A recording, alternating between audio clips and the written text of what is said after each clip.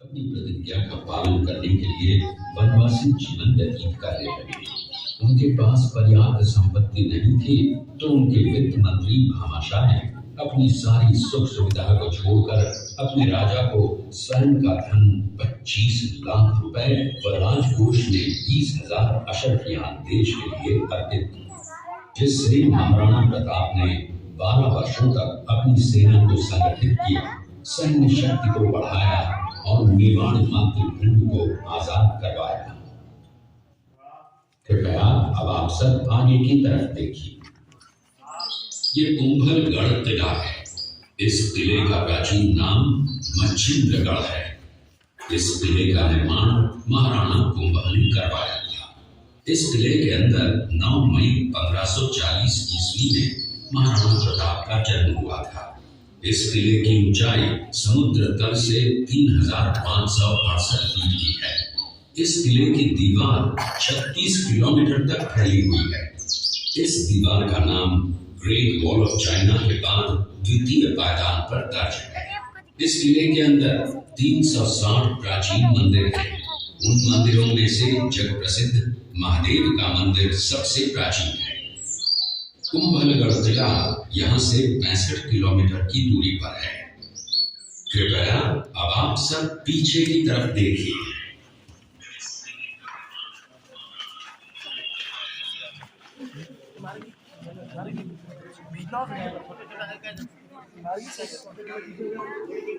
ये दृश्य मेवाड़ की प्राचीन राजधानी चित्तौड़गढ़ का है।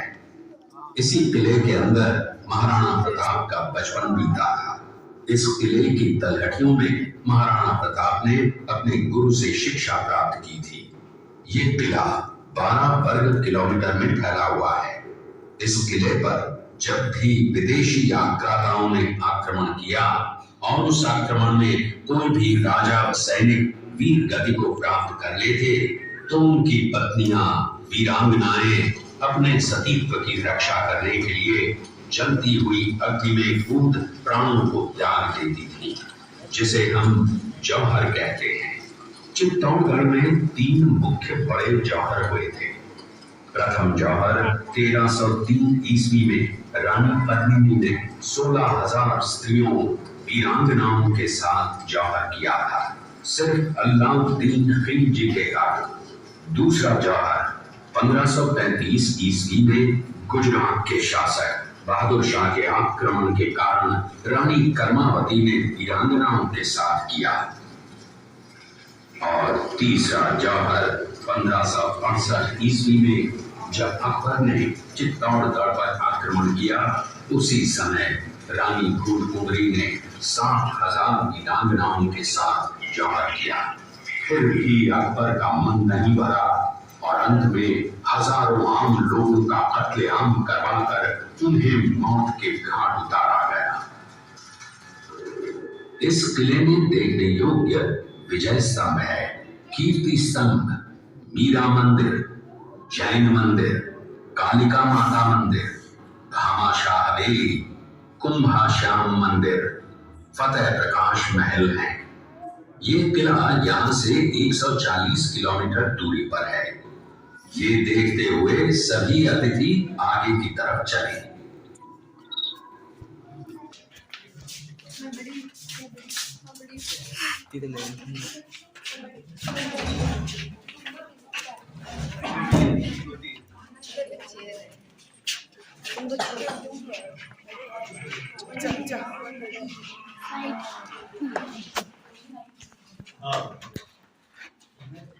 ये शेरपुर गांव का दृश्य है। अब्दुल रहीम खान खाना अजमेर का सूबेदार था। जब वो शेरपुर पहुंचा, तब इसका पता कुंवर अमर सिंह को चला, जो महाराणा प्रताप के पुत्र थे। अमर सिंह ने शेरपुर छावनी पर अचानक आक्रमण कर दिया। उस आक्रमण में मुगल सेना में भगदड़ मच गई। मुगल सेना को अपनी छावनियों को छोड़कर भागना पड़ा। छावनियों के अंदर से लूटा हुआ माल व अब्दुल रहीम खान खाना, जिसकी बेगम आनी खान को बंदी बनाकर महाराणा प्रताप के सामने पेश किया गया।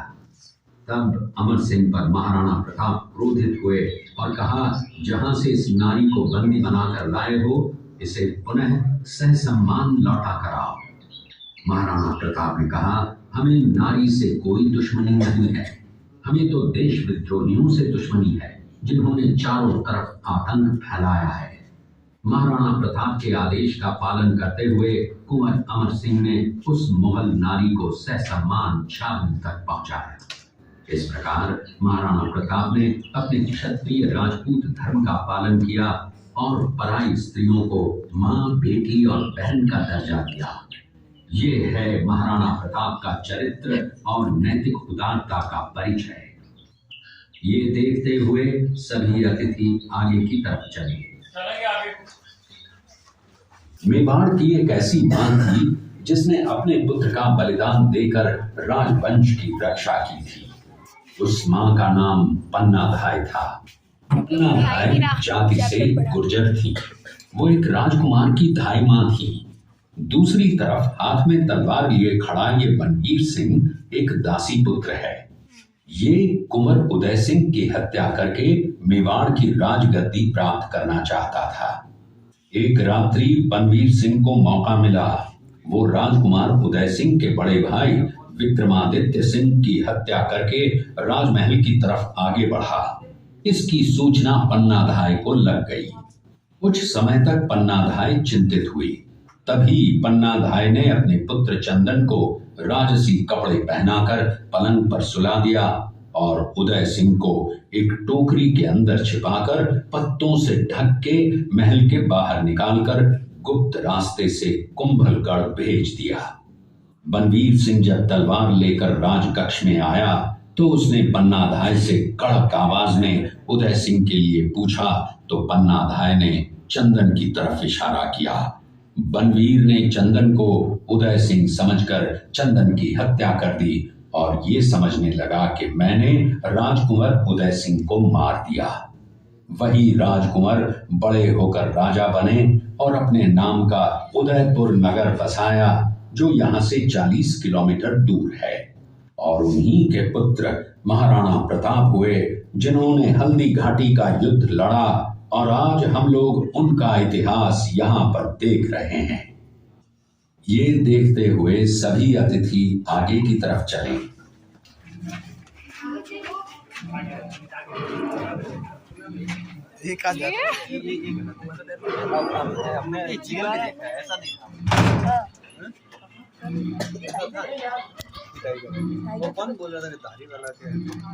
ये घटना महाराणा प्रताप की वीरता को दर्शाती है। एक समय नरभक्षी बाघ का आतंक छाया हुआ था। महाराणा प्रताप ने उस बाघ का शिकार कर उस बाघ को मार डाला। ये घटना महाराणा प्रताप की वीरता की प्रतीक है।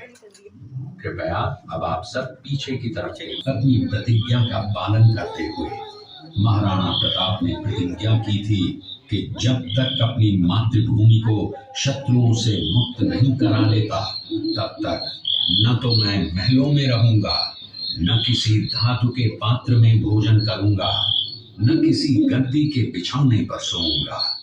पत्ते ही भोजन के पात्र होंगे, जमीन ही बिछौना होगा। इस प्रतिज्ञा का पालन उन्होंने 21 वर्षों तक जंगलों में रहकर किया।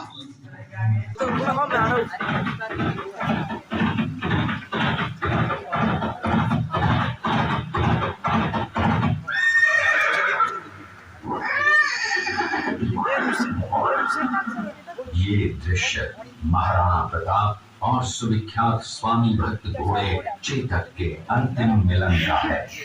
हल्दी घाटी युद्ध के बाद चेतक घोड़े ने 22 फीट के एक बरसाती नाले को पार किया। ये उसी समय का दृश्य है। पास में खड़े महाराणा प्रताप के छोटे भाई शक्ति सिंह हैं, जो पहले मुगल सेना में थे। बाद में वो महाराणा प्रताप की तरफ आए, माफी मांगी और अपना घोड़ा महाराणा प्रताप को दिया। ये देखते हुए सभी